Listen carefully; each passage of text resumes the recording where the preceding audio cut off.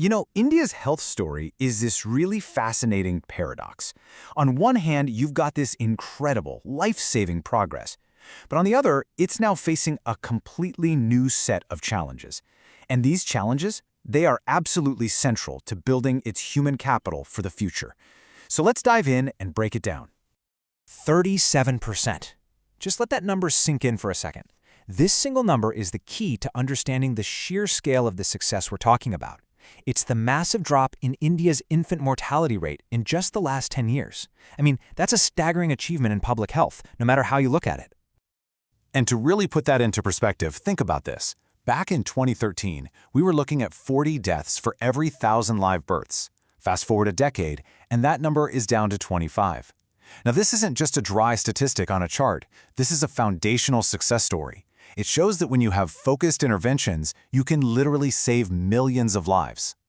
And you know what? This success wasn't just a one-off thing. It was a comprehensive victory across the board. The maternal mortality rate, it plummeted. The rate for kids under 5, that declined dramatically too. We're even seeing incredible success stories at the state level. I mean, places like Kerala, Manipur, Sikkim, and Goa have infant mortality rates that are on par with developed countries. This was a whole wave of progress, and it was driven by absolutely crucial interventions, like better neonatal care and widespread immunizations. So, what's the real-world impact of all this? What does it actually mean for people?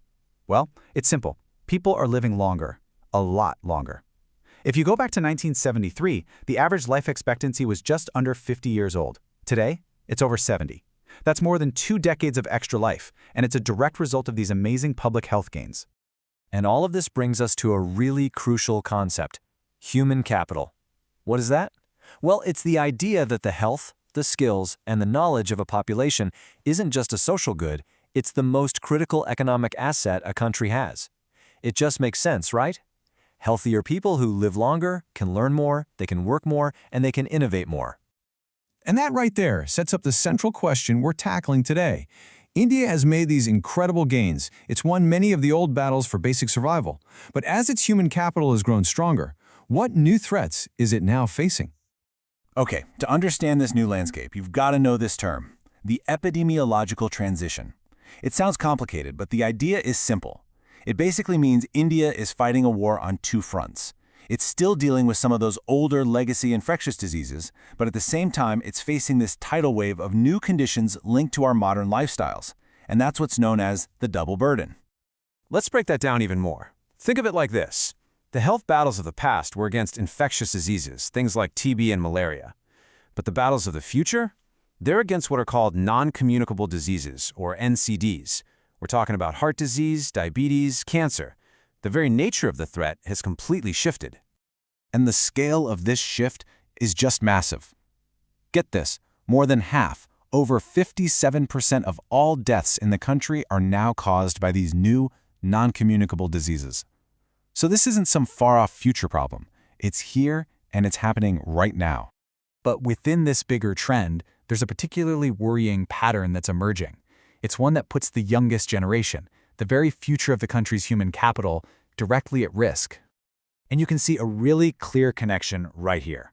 As the consumption of what we call ultra-processed foods, or UPFs, has just surged, so have childhood obesity rates. I mean, look at that. The 2 trends are rising in perfect lockstep. It tells a really powerful story about how our diets are changing and the consequences of those changes. The crucial point here is that these new threats are just different. We're not just talking about infections anymore. We're talking about widespread obesity. Over 3.3 crore kids were estimated to be obese in 2020. We're talking about diets heavy in those processed foods. And we're even talking about digital addiction, which is now recognized as a real health risk that can harm a young person's cognitive and social development. The whole focus has to shift from just mere survival to the quality of health and overall well-being.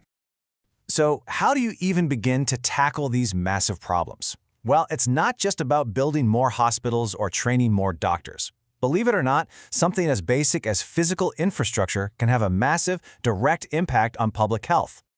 400,000. It's a huge number, right? But what does it actually represent? Well, it's not a statistic about a new disease. It's a story of prevention, a story of success. That's the estimated number of diarrheal deaths that were prevented simply by providing clean tap water to rural homes through the Jal Jeevan mission. This is just a perfect example of how investing in infrastructure, in this case literally pipes and taps, is an incredibly powerful public health intervention that builds human capital right from the ground up. All right, so making these kinds of big, long-term investments in health and infrastructure, well, that requires some really sound financial planning.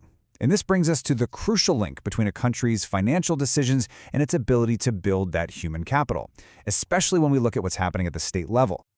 Now, one thing that's becoming a growing concern is the rapid rise of what are called unconditional cash transfers by several states. Now, while these are often well-intentioned, policies like this can create some really difficult financial trade-offs, and that can potentially affect those long-term investments we've been talking about. This is what economists call the crowding out effect. Let me walk you through it. A sharp rise in cash transfers can increase a state's revenue deficit. Okay, so now there's more financial pressure. That pressure can then crowd out, or basically squeeze out, the funds that are available for other essential spending, and that puts future investments in things like health and infrastructure at risk. See how it works? You know, there's a quote from the Economic Survey that just summarizes this new reality perfectly. It says, "Gains in survival must now be matched by efforts to improve the quality of health." It's so true. The victory of helping people live longer has to be matched by a new focus on the quality of those longer lives.